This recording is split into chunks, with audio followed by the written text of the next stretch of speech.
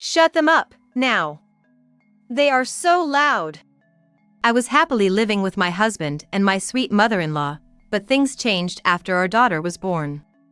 Our daughter cried at night, and I started getting yelled at and treated coldly. One day, while my husband was swamped with work at home, our suddenly crying daughter went silent in just the brief moment I looked away. But she wasn't just sleeping. She woke up convulsing.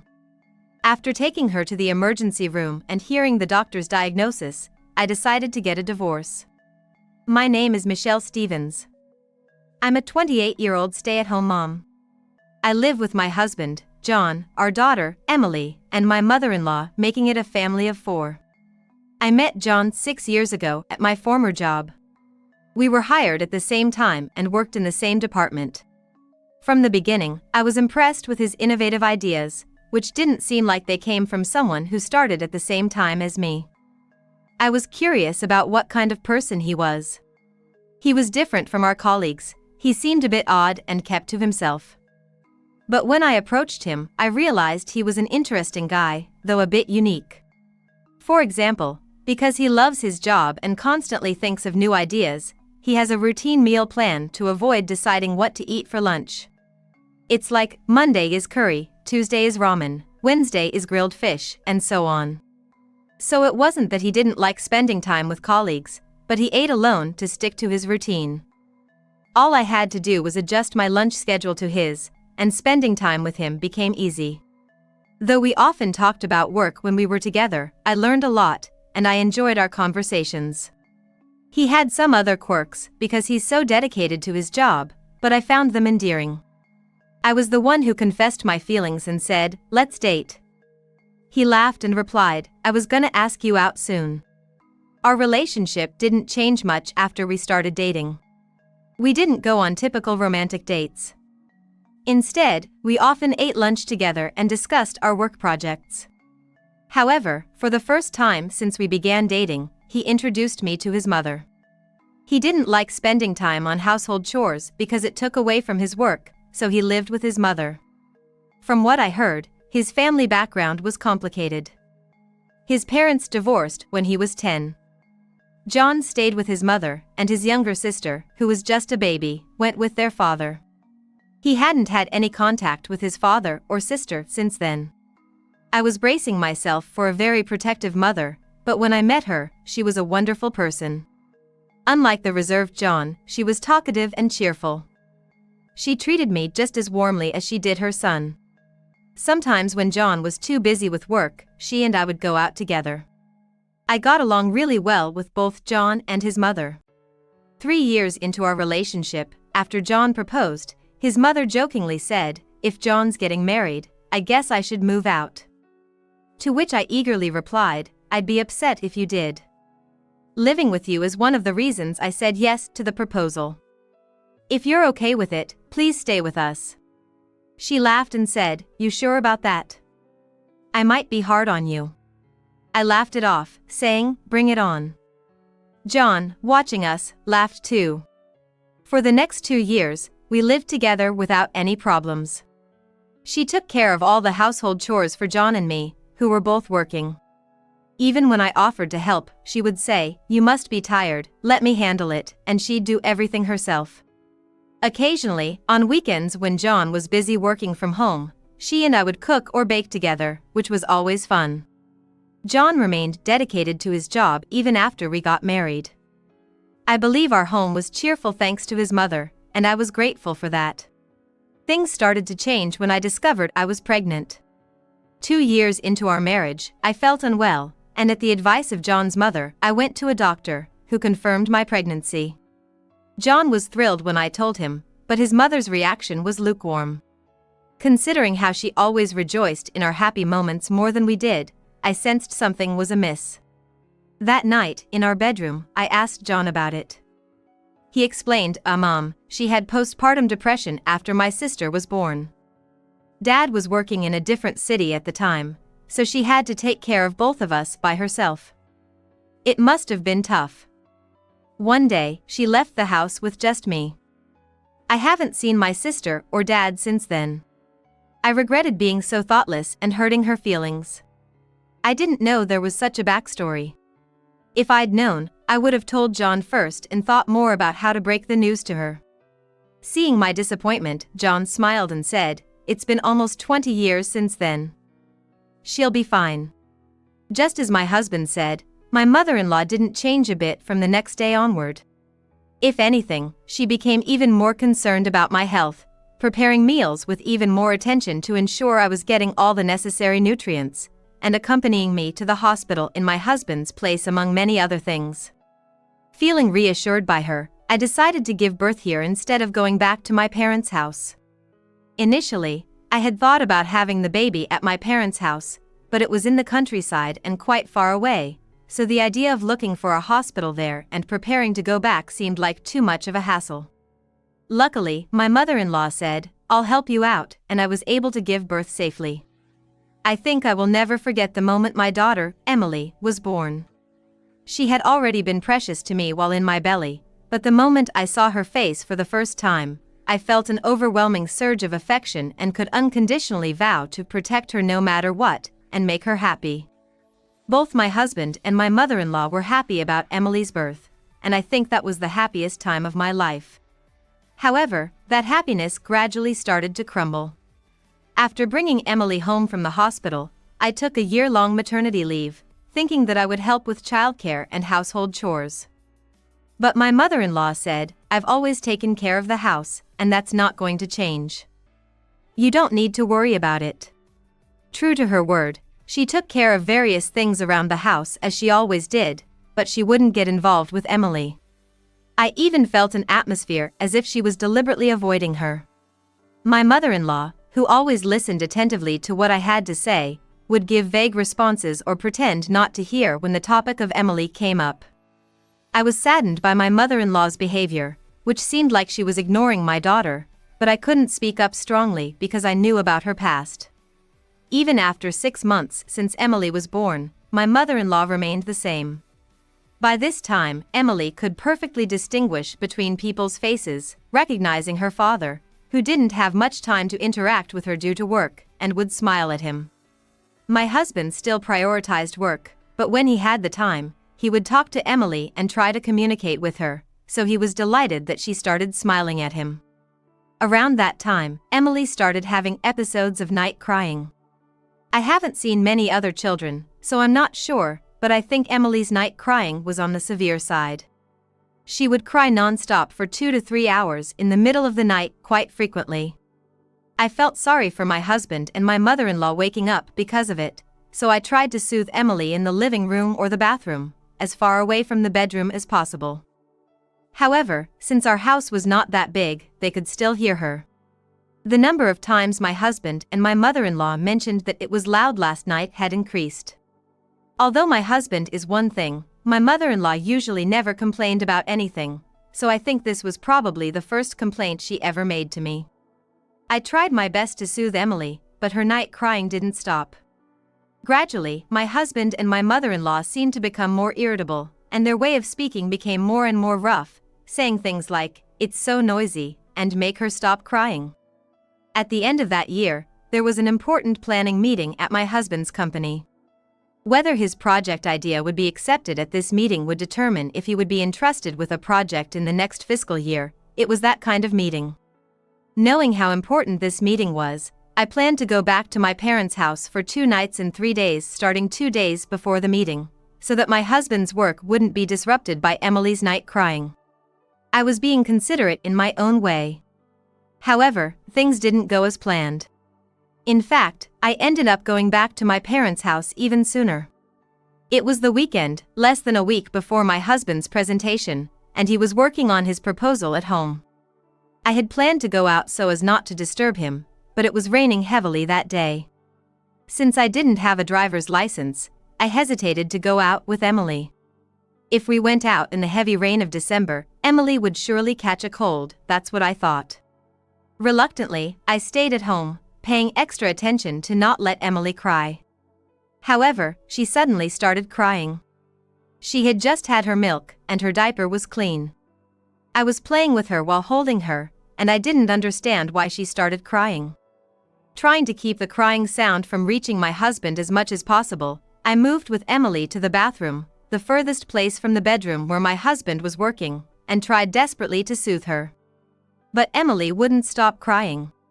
Then, my husband opened the door of the bedroom and shouted, "It's too noisy. Make her stop crying now." This way of speaking was unthinkable from the husband I knew when we first got married, but this was pretty much what he had been like recently. I understand that work is important, but I thought he didn't have to speak in such a manner. I was so careful, and yet Emily started crying, and I got yelled at by my husband. I felt like crying myself, thinking. But I thought that once my husband gets a break from work, things would go back to normal. And my daughter Emily, she'll stop crying someday, right? So I tried desperately to hold back my tears. I had just fed her, thinking that I needed to do something, but then I decided to give Emily another bottle of milk. I thought, maybe if she's full, she might just fall asleep. Unfortunately, since I physically can't produce breast milk, I had no choice but to boil water and prepare formula. I couldn't just leave Emily in the bathroom while I made it, so I brought her to the living room and laid her down in the crib. My mother-in-law, who was there in the living room, frowned as Emily continued to cry and said, "Hey, when is she going to stop crying? John can't concentrate on his work, and I can't stand this noise anymore."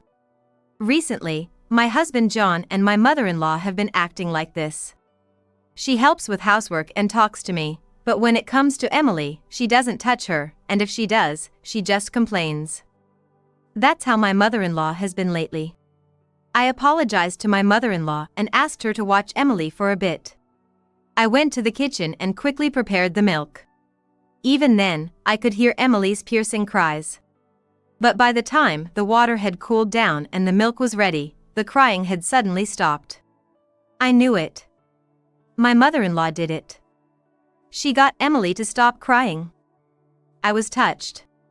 When I returned to the living room, just as I thought, Emily was asleep. My mother-in-law was sitting on the sofa, reading a book.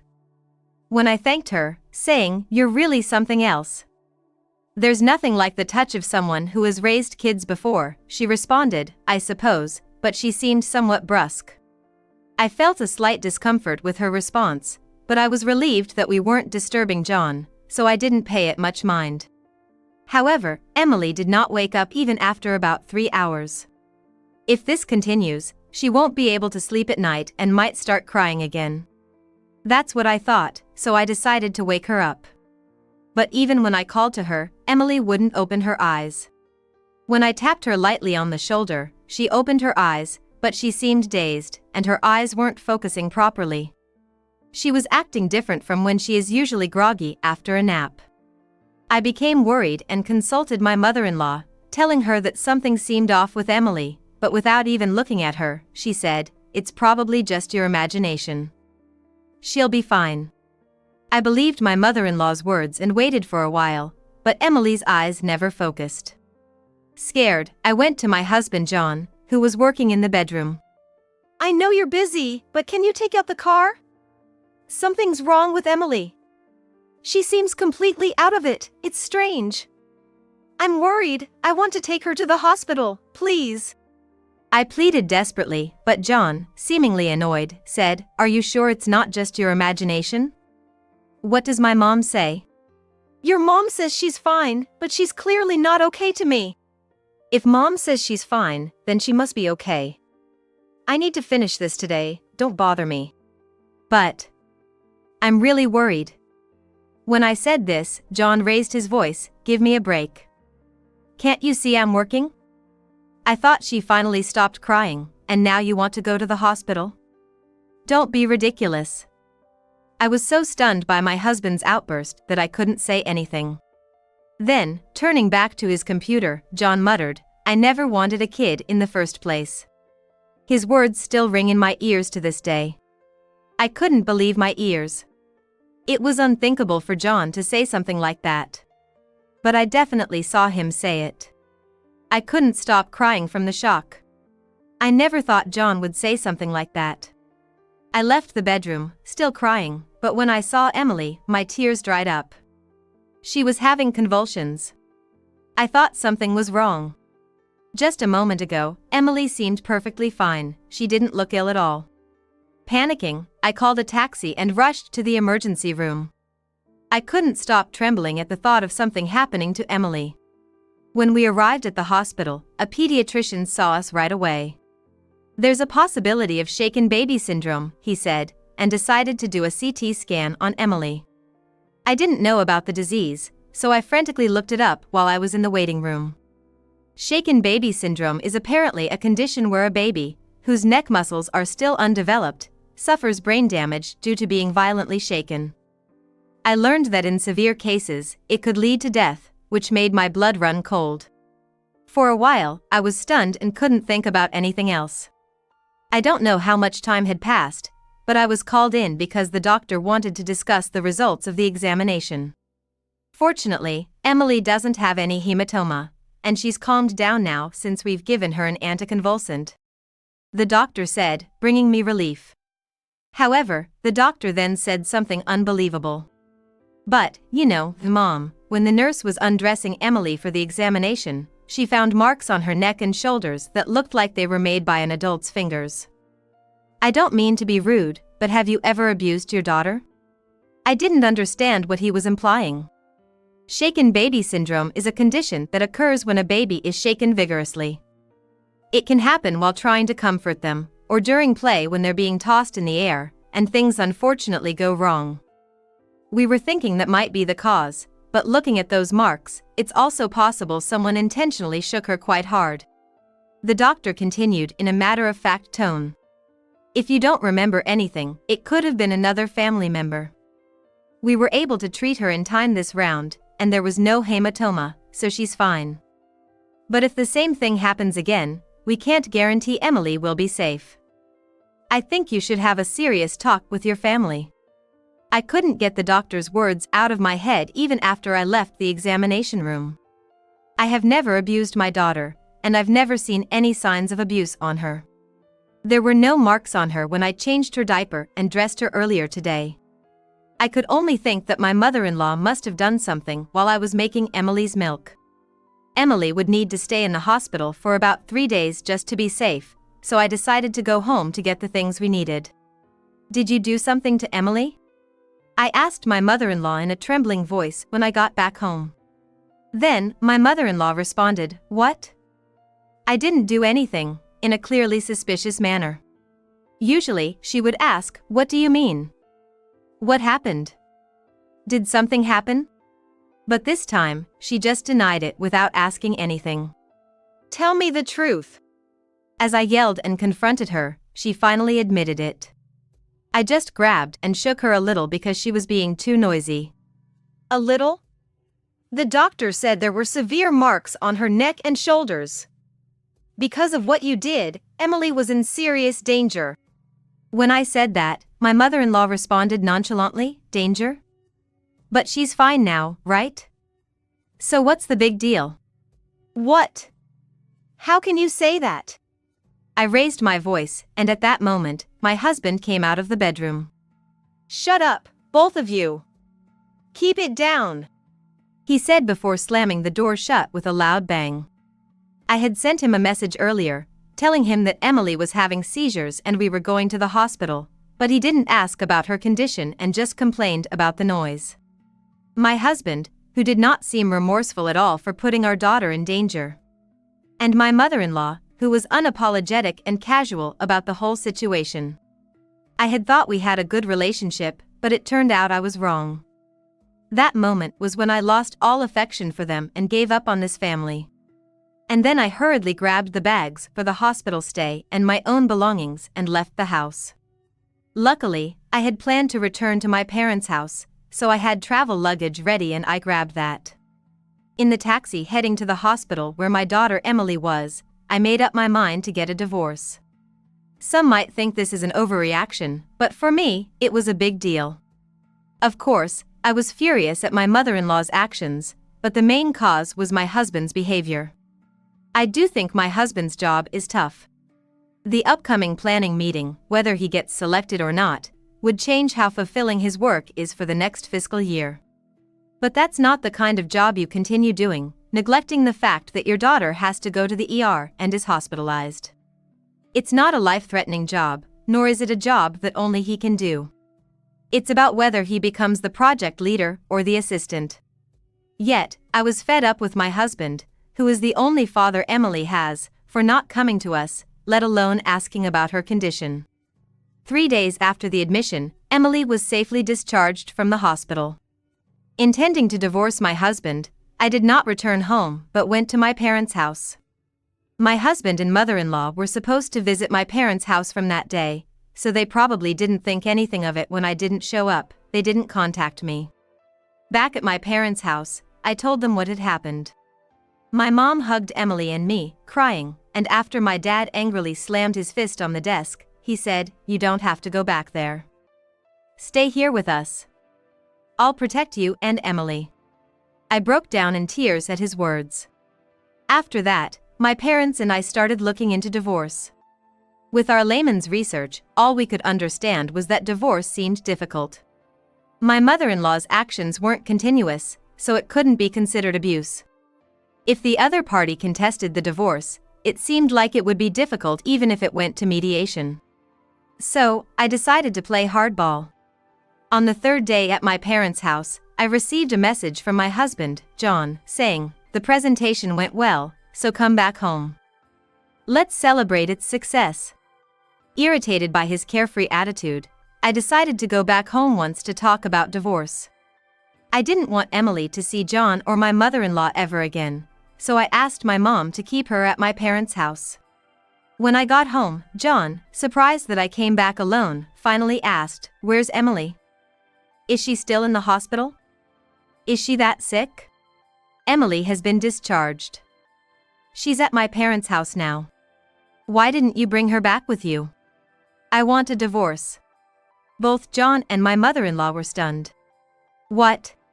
Emily was safe this time. But what if you had shaken her more violently? If I hadn't noticed and left it be, Emily might not have made it. Thinking about it, I'm scared of you. Anne." I tried to continue pointing out John's issues when he interrupted me. "If you are scared of my mom, we can live separately. So please reconsider the divorce." At his words, my mother-in-law confronted him, saying, "What? You'd choose Emily over me?" Ignoring her, John said to me, "See? Isn't that okay?" I continued what I was saying earlier. "No. I am disappointed in you, John. I can't believe you said, 'I never wanted kids,' and I'm disappointed that you prioritized your job over our daughter's life. Whether we live separately from your mom or not, I can only think of divorce." When I said that, John grabbed my hand. "No way! I was out of my mind back then because of work. I love you and Emily.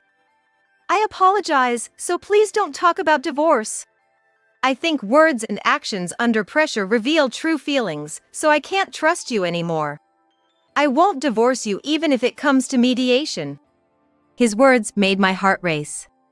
This would be bad for me if it went to mediation. It would be difficult to accuse his mother of abuse and use it as a reason for divorce, as I had researched at my parents' house. So, I decided to tell them a lie that I had thought of at that moment. "I don't mind if it goes to mediation. But if it does, your mother might get arrested for abuse. Just be prepared for that." "What do you mean by abuse?" His mother, who approached me with a frightening face, had no resemblance to the mother-in-law I used to like. I was suspected of abuse at the hospital. I told them I didn't do it, and I got a medical certificate. The marks on Emily's neck are also photographed. If I can prove that these hands belong to your mother, the abuse will be proven. If John insists on going through divorce mediation, I will submit the medical certificate and photos. In reality, this method had almost no effect. Even if it could be proven, it might not be considered abuse if they realized it was just a one-time incident. However, they seemed to believe it. "That would be a problem. Please think it over again." I have no intention of reconsidering. Besides, if you're going to file for mediation, I will comply, but I will make sure the dates are on weekdays. Can you prioritize us over your important work? John flinched when I said this. His mother was constantly begging him, "Hey, John. Please divorce her. I'm gonna get caught." For a while, John was silent, deep in thought. I added, "I will use any means necessary to divorce you. Even if it goes to mediation, even if your mother gets arrested, and even if you have to take time off work, it won't change the fact that we are getting divorced. If that's fine with you, go ahead." After thinking for a while longer, John reluctantly agreed to the divorce. Throughout the discussions about property division and child support, John repeatedly asked, "You're kidding, right? And can't you reconsider?" But I ignored all of it. In the end, we agreed to divide the assets in half and set the child support at $400 per month.